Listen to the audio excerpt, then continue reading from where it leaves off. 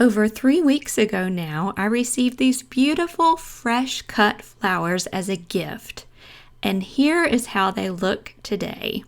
Today, I'm going to show you how you can keep your fresh cut flowers looking great for a month or more.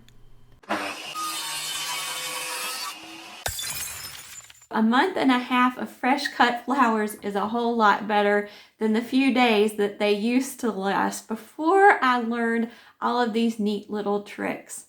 Aside from choosing flowers that look healthy, unwilted, and are well watered to begin with, this step is crucial and it takes place in your kitchen as soon as you receive the flowers. Whenever fresh cut flowers come into your home, the first order of business is to check the water. If it looks hazy or gray like this, it's definitely time for a refresh. Gently remove all of the flowers and place them in a sink of cold running water. I like to place them on top of a cutting board. You want to keep the bottom submerged at all times. Then remove that nasty rancid water and get your little packet of flower food, normally supplied by the grocery store or florist, prepared.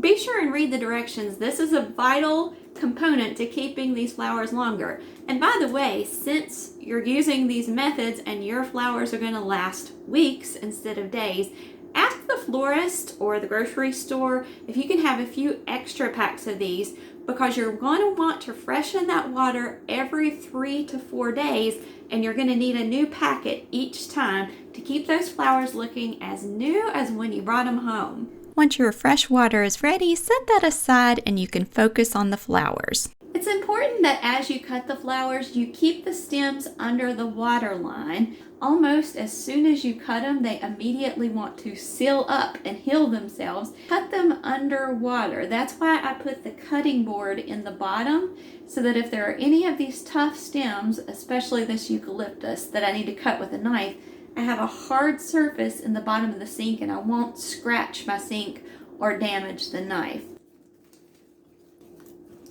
And then you go directly from the sink, cutting them underwater, into your prepared vase. Always cut your flowers at an angle, not straight across. That way they can take in water instead of getting flush against the bottom of the vase. I'm just looking through the flowers to make sure there's not any that have damaged petals or the stem has weakened. And I'm also looking at the leaves on the stems. If there's any leaves that look waterlogged, they're kind of soggy and dark, I'm going to pluck those off, because that will continue to degrade the water and make the flowers fade faster.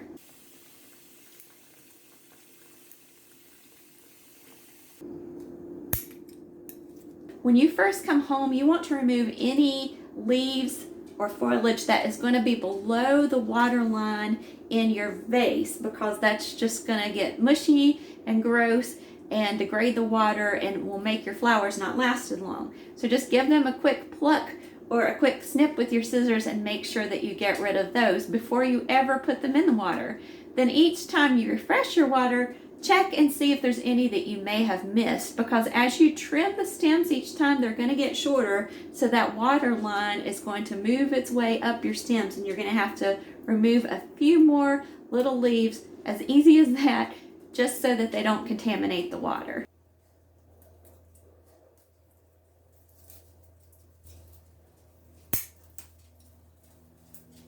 There may be a few flowers you need to pull. If so, you can hang them upside down. Sometimes I put a clothespin on a coat hanger and hang those up to dry them. You can take the petals off, press them in books, however you want to preserve them.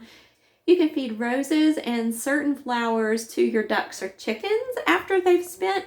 Just be sure to do a little research to make sure that's safe. So I'm just going to finish going through these, then rearrange my flowers, and they should be good for at least another week. That's 1 month of fresh cut flowers.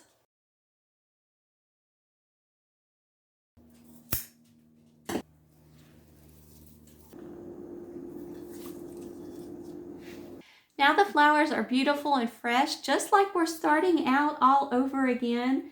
They will last at least a week. They could last last up to another half a month. Just a few final thoughts with your fresh cut flowers. You want to keep them out of direct sunlight. It's okay for short periods of time, but that will speed kind of the process where they wilt and fade. So keep them out of direct sunlight. Keep them away from heaters. You don't want to put it right on top of a heater or in a draft.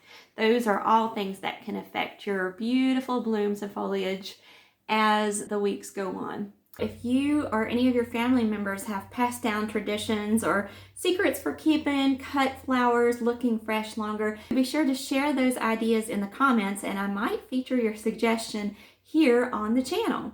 And I have beautiful flowers to display and a beautiful snack for the ducks. I'll take that out here in just a minute. Thanks so much for joining me today on Sawdust and Cornbread. If you haven't already, please like, subscribe, and hit the notification bell. I try to put out new content every week.